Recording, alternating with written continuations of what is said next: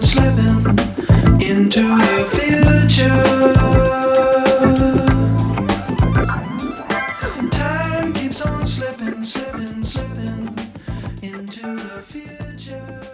Hello, and welcome back. In part 1, we introduced the forward Fourier transform that gets us from the time domain to the frequency domain, and the inverse Fourier transform that gets us from the frequency domain back to the time domain. A time domain signal, represented by little x of t, and its frequency domain representation, capital X of omega, form what is called a Fourier transform pair. Let's take a moment and look at these ambitious integration limits. Taking this at face value, you could have theoretically started your integral around the time of the fall of Troy and continue it until the Battle of Armageddon. And these four guys would be like your thesis review board, or your management, saying, "We're terribly sorry, old boy, but it's just not enough. What have you done for us lately?" You vowed your love from here to eternity. A love so true, it never would die. Of course, in the real world, our sampling interval t must be something less than infinity, and our minimum resolvable frequency, equal to 1 over t, must be something greater than 0. This minimum resolvable frequency is also called the resolution bandwidth. And remember that when we put it in terms of angular frequency omega, that delta f equals delta omega divided by 2 pi. Recall from part 1 that the way the Fourier transform is defined, the magnitude of the nth frequency component, capital X of n times omega naught, does not directly equal the Fourier series coefficient c sub n. We need to divide it by the sampling interval t to retrieve c sub n. This is equivalent to multiplying by the resolution bandwidth delta f, and when we put it in terms of delta omega, we need to include the 1 over 2 pi factor out front. When we take the limit as delta omega goes to 0, we can call it a differential frequency d omega as it appears in the inverse Fourier transform equation. This means that the direct Fourier transform magnitudes are really in terms of spectral density and must be multiplied by the resolution bandwidth in order to retrieve accurate magnitudes of frequency components. And they need to be multiplied by 1 over 2 pi when they are in terms of the angular frequency omega. Your spectrum analyzer performs the calculations for you, but you must be aware of this for any hand calculations you may be inspired to perform. The specific implementation most of us encounter in the real world, such as on your spectrum analyzer, is the discrete Fourier transform. We'll take our example waveform x of t over the interval t, and we'll take samples of it at a rate or frequency that we'll call f sub s. We will define capital N to be the total number of samples taken over the interval, which will equal f sub s times t. Lowercase n will represent the nth time sample. Again, the effective base frequency, which is the minimum resolvable frequency f naught, equals 1 over t, and omega naught equals 2 pi over t. The maximum resolvable frequency is plus or minus half of the sampling rate f sub s, which is also equal to plus or minus n over 2t. The total number of frequency steps equals f sub s divided by f naught, and substituting n over t for f sub s and 1 over t for f naught, we see that the number of frequency steps is equal to the number of samples, capital N. This includes positive and negative frequencies. We will define k to represent the kth frequency component. Looking at our equation for the continuous Fourier transform, we can make some variable substitutions. We can replace the sampling interval t with the number of samples, capital N. We can replace the time variable lowercase t with the ratio of the nth time sample to the total number of samples, capital N. and we can replace omega with 2 pi times k. And that gives us this equation for the discrete Fourier transform. Just as with the continuous Fourier transform, the discrete Fourier transform gives magnitudes that are in terms of spectral density and must be multiplied by the resolution bandwidth in order to retrieve accurate magnitudes of frequency components. The resolution bandwidth is given by the minimum resolvable frequency f0, which equals the reciprocal of the sampling period t. Using our variable substitution of capital N for t, we see that for the discrete Fourier transform, the resolution bandwidth is equal to 1 over n. Thus, the values given by the discrete Fourier transform must be multiplied by 1 over n in order to retrieve the true magnitudes of frequency components. Note with the variable substitution of 2 pi k for omega, the discrete Fourier transform magnitudes are directly in terms of the temporal frequency f and not the angular frequency omega. Hence, there is no need to divide the magnitudes by 2 pi, as with the continuous Fourier transform. Again, your spectrum analyzer does these calculations for you, but you need to be aware of this for any hand calculations you may be inspired to perform. And when I say hand calculations, that includes any computer programs you may be inspired to write to crunch your data. A few words about the fast Fourier transform, or FFT. It is a specific implementation of the discrete Fourier transform to facilitate more efficient calculations. It was developed by James Cooley and John Tukey while serving on President Kennedy's Science Advisory Committee, and it was published in 1965 during the Johnson administration. Fast DFT algorithms can be traced to Carl Friedrich Gauss's unpublished 1805 work on the orbits of asteroids Pallas and Juno. Here are links to some informative videos on the FFT, including an excellent Veritasium video addressing the history as well as the technical aspects. I have placed these links in the video description below.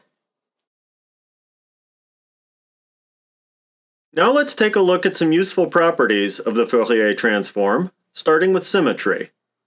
We have our Fourier transform pair, and we'll take the equation for lowercase x of t, reverse the sign of the time variable, multiply both sides by 2 pi, exchange the variables t and omega, and we see that the right side gives the Fourier transform of the function capital X of t.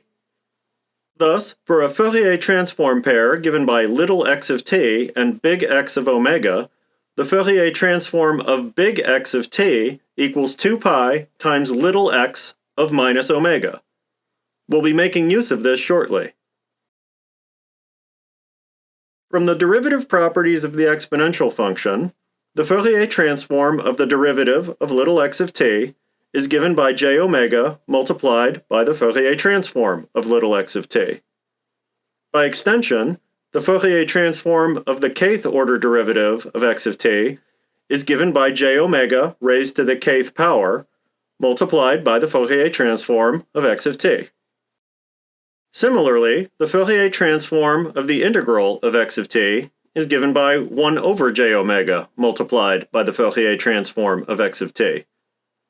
By extension, the Fourier transform of the kth order integral of x of t is given by 1 over j omega raised to the kth power multiplied by the Fourier transform of x of t. If x of t is shifted in time by a constant value t0, we can substitute t minus t0 for t in our Fourier transform equation. We can define the variable a to be equal to t minus t0 and substitute it into the equation. We separate the exponents, and because t0 is a constant, we can move the e to the j omega t0 term outside the integral. The integral term is the Fourier transform of the original function, just with the variable a substituted for t, so we can call it capital X of omega. The result is that a shift of t0 in the time domain produces a phase shift in the frequency domain in the amount of omega times t0, as expected. Now let's look at the ideal impulse function, also known as the Dirac delta function, or as I lovingly call it, the gravy ladle function, because the lowercase delta looks like a gravy ladle. To me, anyway. It is a purely theoretical construct, but it has some useful properties. The amplitude of the ideal impulse at t equals 0 is infinity, the pulse width is 0, and the value of gravy ladle is 0 everywhere except at t equals 0. The integral from minus to plus infinity, which is the area under the impulse, is equal to 1. This effectively means that the infinite amplitude is balanced by the infinitely short duration to give an area under the impulse equal to 1, or unity.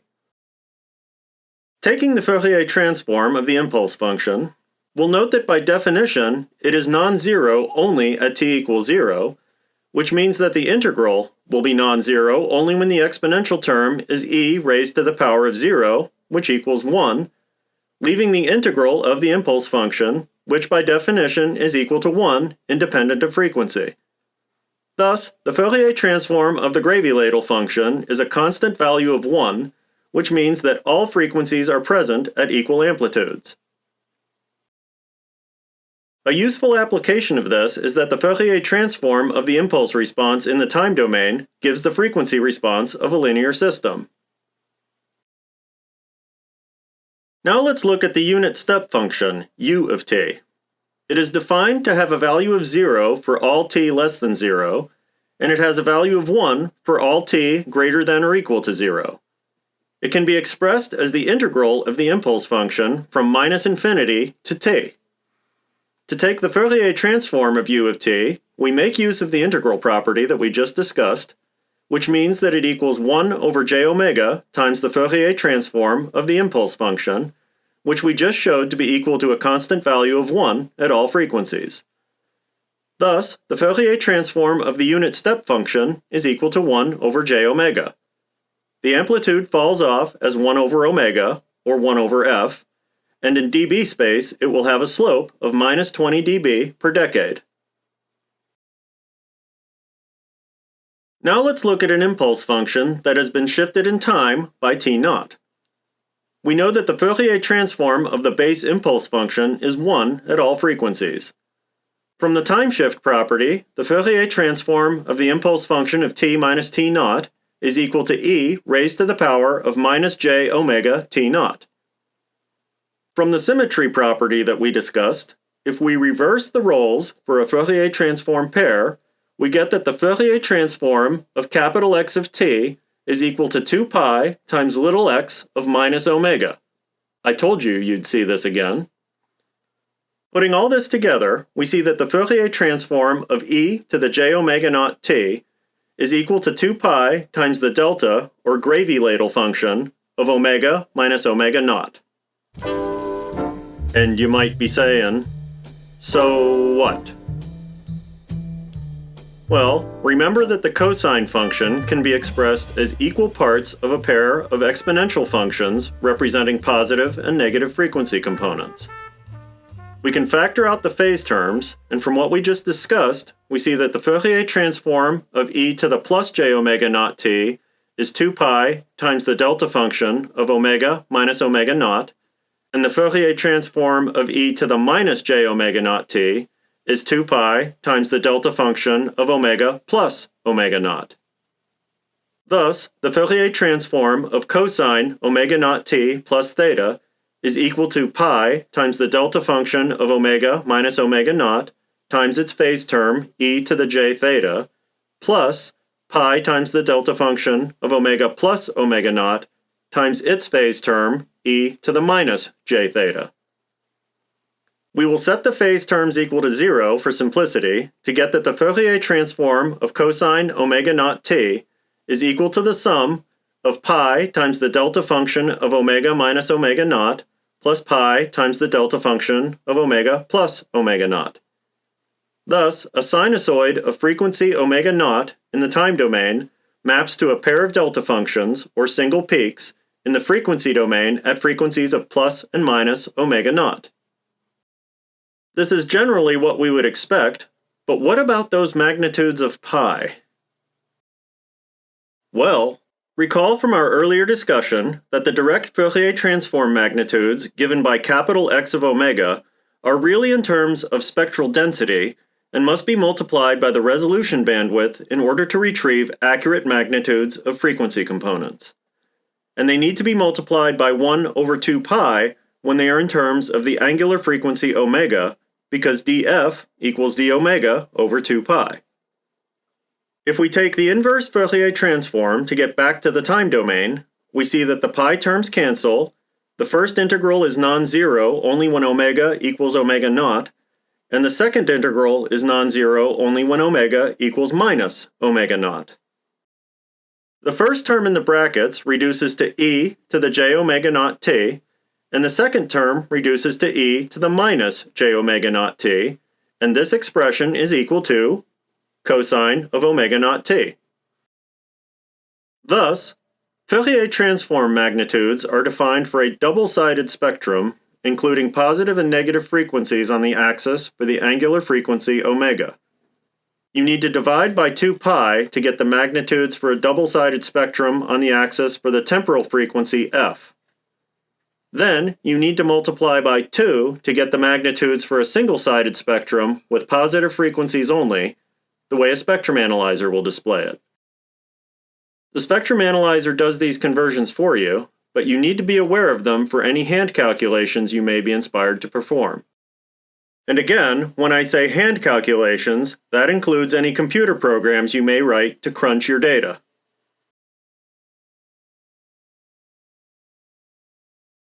In summary, the forward and inverse Fourier transforms are powerful tools for converting signals between the time and frequency domains. The signal itself is unchanged. All that changes is how we look at it. Care must be taken when interpreting frequency domain magnitudes produced by the forward transform. Your spectrum analyzer does the conversion for you, but you still need to be aware of this for any hand calculations you may be inspired to perform, and this includes computer programs that you may write to crunch your data. This will wrap up our discussion of the Fourier transform, at least for now. In the next session, we will plunge into Fourier series expansions. Ciao for now.